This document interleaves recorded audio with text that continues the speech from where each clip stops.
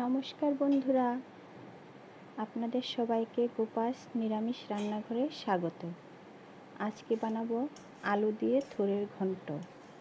তার জন্য থুরটাকে কেটে নিয়েছি ছোট ছোট করে, তারপর নুন আর একটু হলুদ দিয়ে সিদ্ধ করে নিয়েছি। এখন তেলের মধ্যে কেটে রাখা আলুগুলোকে সিদ্ধ করে রাখা আলুগুলোকে একটু ভেজে নেব। একটু নুন আর একটু হলুদ দিয়ে ভেজে নেব।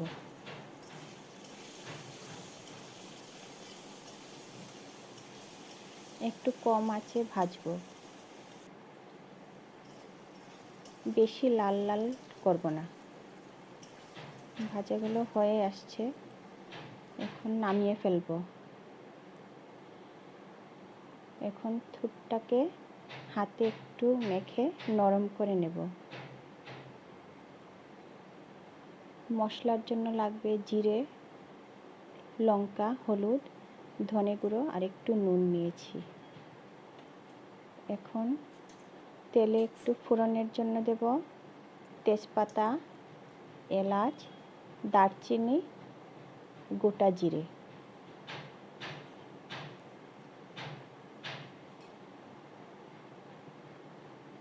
তারপর মশলাগুলোকে একসঙ্গে গুলে তার মধ্যে দিয়ে দেব।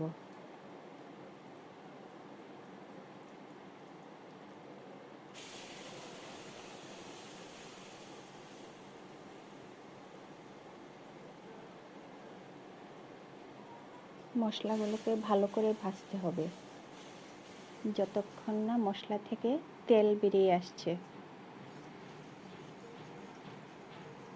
এখন থুরগুলোকে দিয়ে দেব।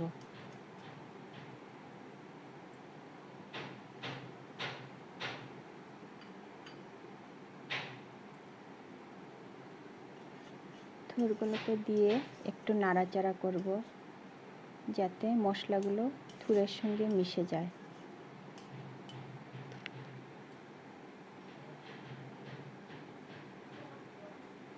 এখন একটু সময়ের জন্য ঢাকা দিয়ে রাখব যাতে জলটা টেনে যায়। জলটা টেনে গেছে।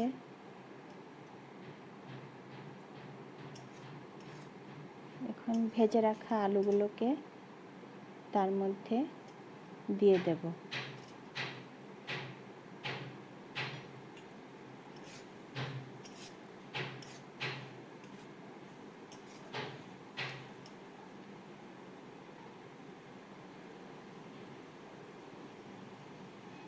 এখন একটু চিনি দিয়েছি সামান্য পরিমাণে।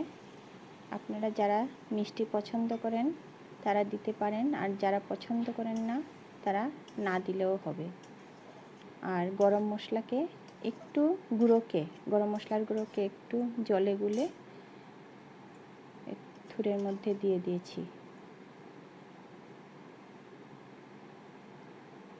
এখন একটু জল আছে, ঢাকা দিয়ে দিলাম। এখন শুকিয়ে গেছে জলটা। এখন তার মধ্যে একটু ঘি দিয়ে তারপর নামিয়ে ফেলব।